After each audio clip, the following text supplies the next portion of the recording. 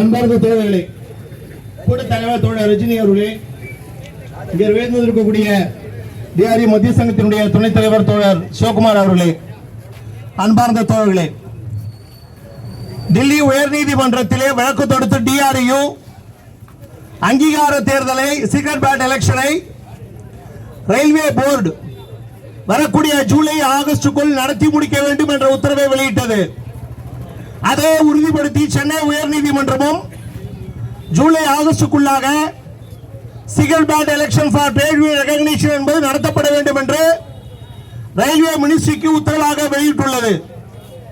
அங்கீகார தேர்தல் வரப்போகிறது என்ற நிலையிலே தொடை நடுக்கிகளாக கிளி பிடித்து டிஆர்இனுடைய நோட்டீஸ் போர்டுகளை அகற்ற வேண்டும் என்று முடிவெடுத்து சிடபிள்யூஎம் பொன் பாலசுந்தர் அவர்களுக்கு நிர்பந்தம் கொடுத்து டிஆர்இ நோட்டீஸ் போர்டுகள் ஞாயிற்றுக்கிழமை அன்று எடுக்கப்பட்டிருக்கிறது.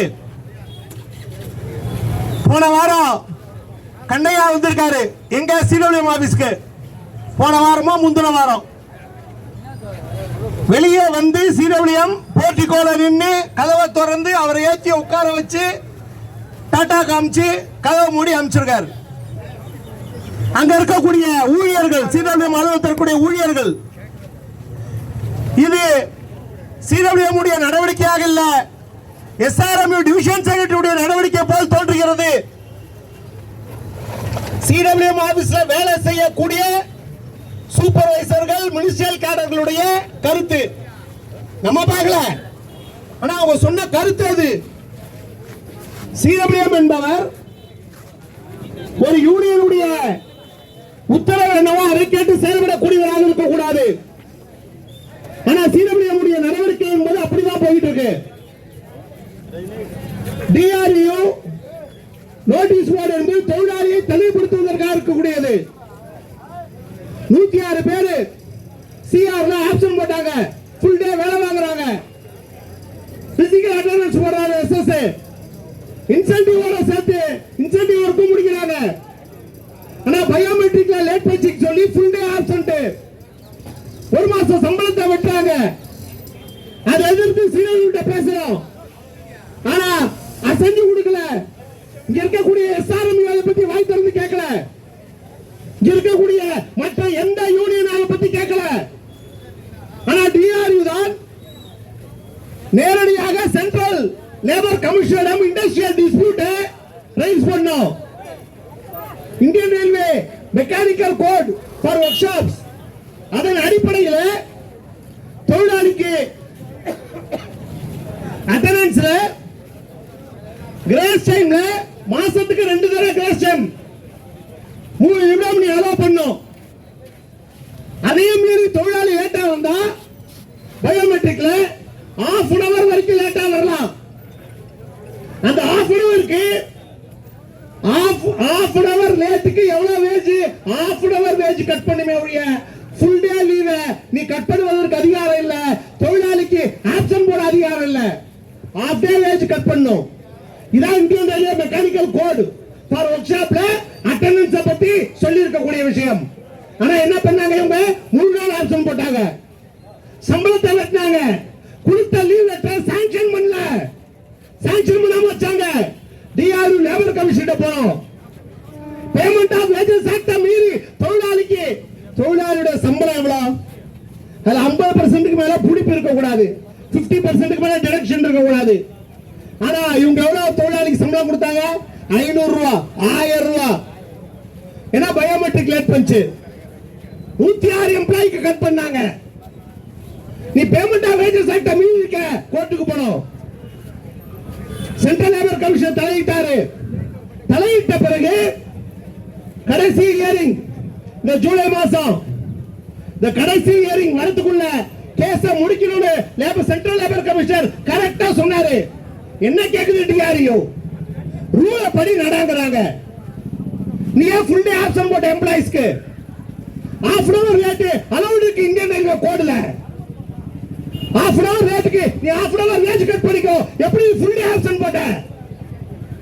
இத திருத்து லேபர் கமிஷனர் சொன்ன பிறகு சிடபிள்யூஎம் நிர்வாகம் அந்த ஆர்டரை ரிவைஸ் பண்ணி ஆர்டர் போட்டாங்க. எஸ்ஆர்எம் கேட்கலங்க, இத வேற எந்த யூனியனும் கேட்கலங்க. 106 தொழிலாளிக்காக சென்ட்ரல் லேபர் கமிஷன் கிட்ட போய் அதுக்கு டிஸ்பியூட் ஐடி ஆக்ட் படி டிஸ்பியூட் ரைஸ் பண்ண ஒரே அமைப்பு டிஆர்யூ. அதுல இந்த நிர்வாகத்தை பணிய வச்சது டிஆர்யூ. அந்த வெறுப்பு அதிகாரிகளுக்கு, அந்த வெறுப்பு. பயோமெட்ரிக்கல் லேட் ஆச்சுன்னா அவன் வீட்டுக்கு போயிடணும் அல்லது அரை ஆப்ஷன் பண்ணணும். அது இல்ல, half an hour wage cut பண்ணி அவனுக்கு வேலை வாங்கு. இதான் புக்கு சொல்லுது, ரயில்வே ரூல் சொல்லுது, கோடு சொல்லுது. அந்த வெறுப்பு தாங்கல. இன்னைக்கு நிர்வாகம் என்ன முடிவு? 106 பேருக்கு லீவ் லெட்டர் கொடு, லீவ் லெட்டர் கொடு, லீவ் லெட்டர் கொடு கேக்குறாங்க. லீவ் லெட்டர் எப்போ? 2023 நடந்த நிகழ்ச்சிக்கு. இது 2023ல 86 பேர் லீவ் லெட்டர் கொடுத்திருக்காங்க. 2023 எப்போ? பிப்ரவரி டு மார்ச்.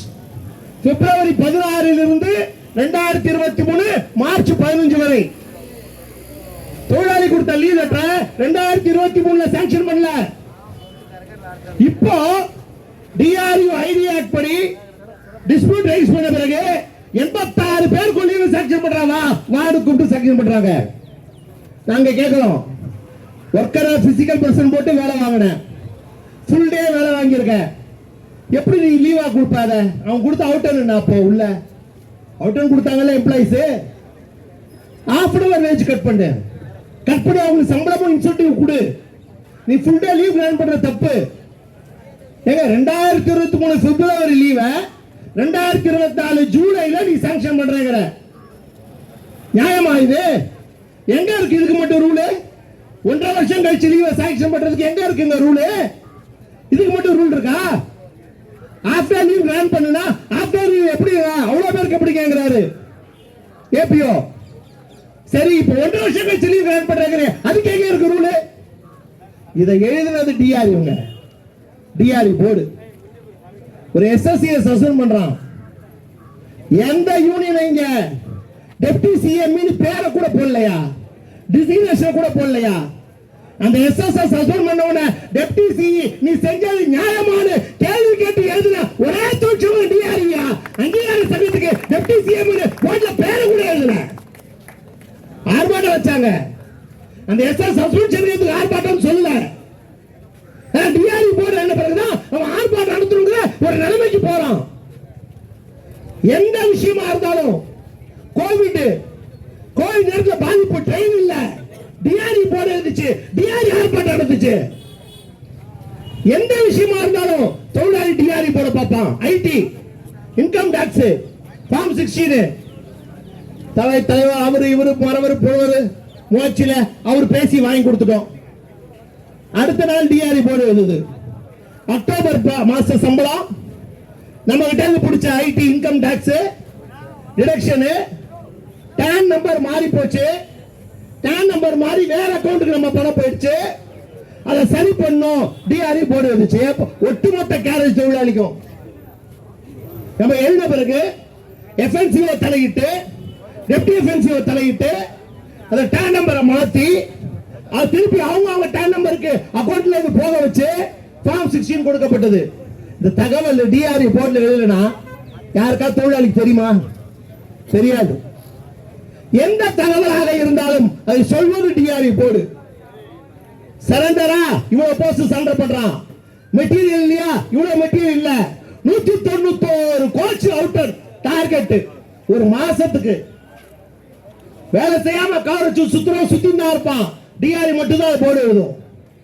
வேலை செய்யறவங்க திருப்பி வேலை வாங்குறான், டிஆர்யூ மட்டும் தான் போர்டு எழுதும். டிஆர்யூ போர்டு என்பது தொழிலாளியை தெளிவடைய செய்கிறது. தேர்தல் வருது, இப்போ டிஆர்யூ போர்டு கேரேஜ்ல இருந்து பூரா எடுத்துட்டா தேர்தல் டிஆர்யூ கருத்து தொழிலாளிக்கு போகாது. இதான் உங்க நினைப்பு. கையாளத்தை தடுக்கணும்னு என்ன பண்ணுவாங்களாம்? கையாளத்தை தடுக்கணும்னு சீப்பை அழிச்சு வச்சிருவான். சீப்பை அழிச்சுட்டா பொண்ணுக்கு தலை சீவ முடியாது, கையால் நடக்காதும்பா. அது மாதிரி இருக்கு. தேர்தலுக்கு டிஆர்யூ போர்டு எடுத்துட்டா டிஆர்யூக்கு தேர்தலில் தொழிலாளி ஓட்டு போட வேண்டான்னு காத்து கொண்டிருக்கிறார்கள் தொழிலாளர்கள். வெறுப்புதான், உண்மைதான். வெறுப்புல இருக்கா தொழிலாளி. 10 வருஷமா எவ்வளவு சரண்டர் வந்திருக்கு யோசிச்சு பாருங்க. 10 வருஷமா ஒவ்வொருத்தர்கிட்டயும் எஸ்ஆர்எம்பி போனஸ்ல 1000 ரூபாய் வாங்கியிருப்பான். ஒரு வருஷத்துக்கு போனஸ்ல 2000 பில்லு, ஆனா 1000 ரூபாய் வாங்கியிருப்பான்ல ஒவ்வொருத்தர்கிட்டயும். 10 வருஷத்துல எத்தனை ரூபாய் வாங்கியிருக்கான்? 10,000 ரூபாய் ஒரு தொழிலாளிட்ட வாங்கியிருக்கான். தேர்தல்ல எவ்வளவு ஓட்டு போட தருவான்? 500 ரூபாய் ஓட்டு போட தருவான்.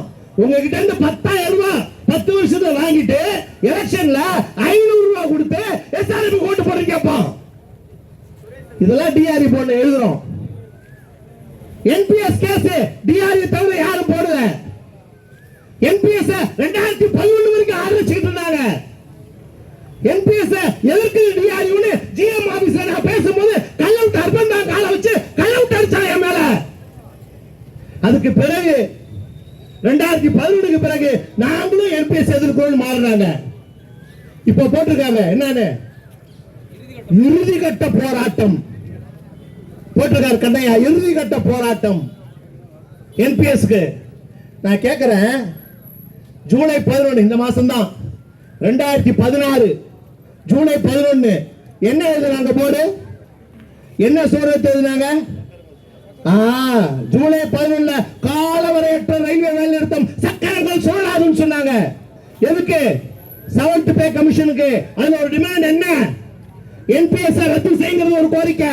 அந்த ஒரு கோரிக்கைக்காவது ஸ்ட்ரைக்கை நீ ரத்து பண்ணாம நீ நடத்திருந்தீனா மிலிட்டரி மாதிரி டிஃபென்ஸ் மாதிரி ரயில்வே எம்ப்ளாய்க்கு என்பிஎஸ்ல எக்ஸம்ஷன் கிடைச்சிருக்குமா? கிடைச்சிருக்காதா? கிடைச்சிருக்கும்.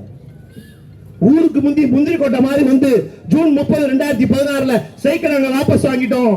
ராஜ்நாத் சிங் வீட்டுல நாங்க பேசிட்டோம். பிரதமரே நேரா சொல்லிட்டாரு.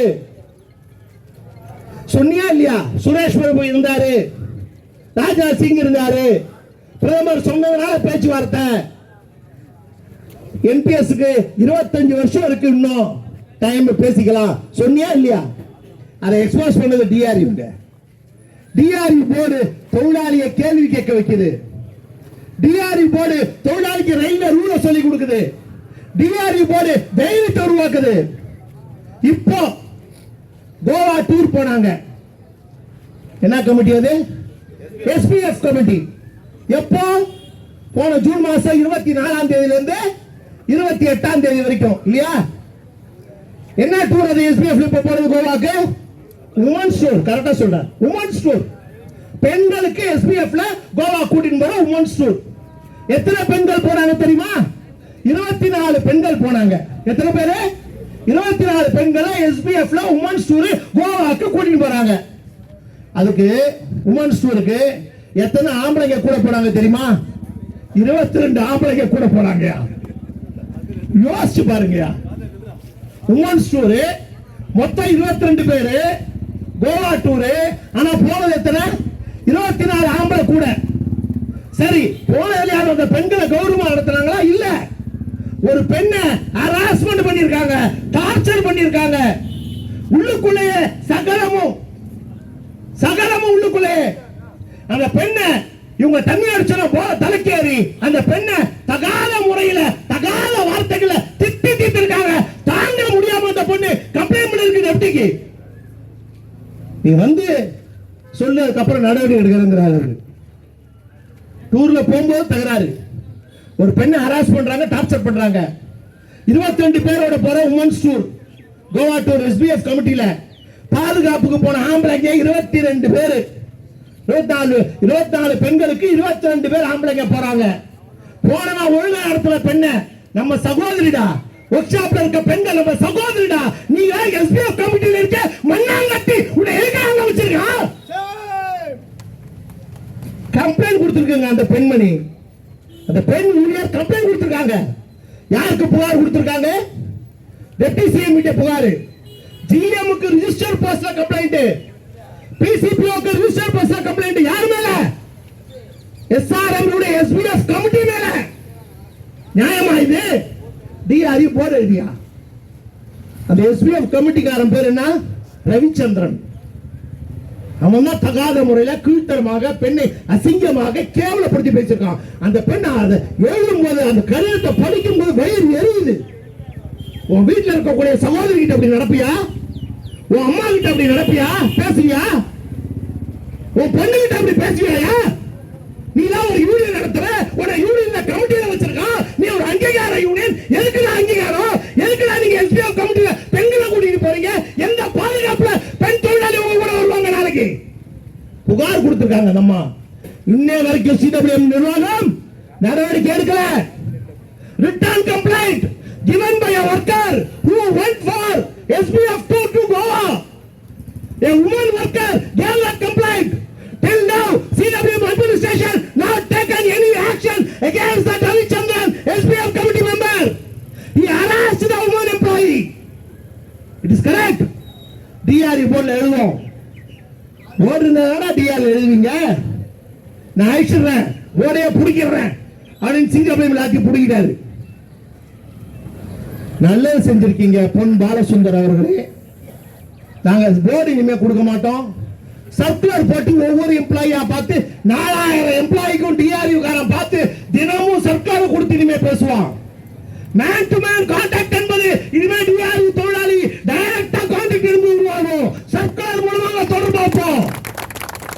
நீ போர்டெல்லாம் எடுப்ப, தினமும் சர்க்குலர் கொடுப்போம் எம்ப்ளாய்க்கு. வாட்ஸ்அப்ல பேசி தொழிலாளிக்கு அனுப்புவோம். சோசியல் மீடியால சூரியன் இருக்கு, அந்த சூரியனை 1000 கைகள் மறைத்து நின்றாலும் என்ன ஆதவன் மறைவதில்லை. If 1000 hands hiding the sun don't disappear. That is DRU. We will win in the election. Hand shaking, thigh shaking, SRMU, shame to SRMU. Thank you all.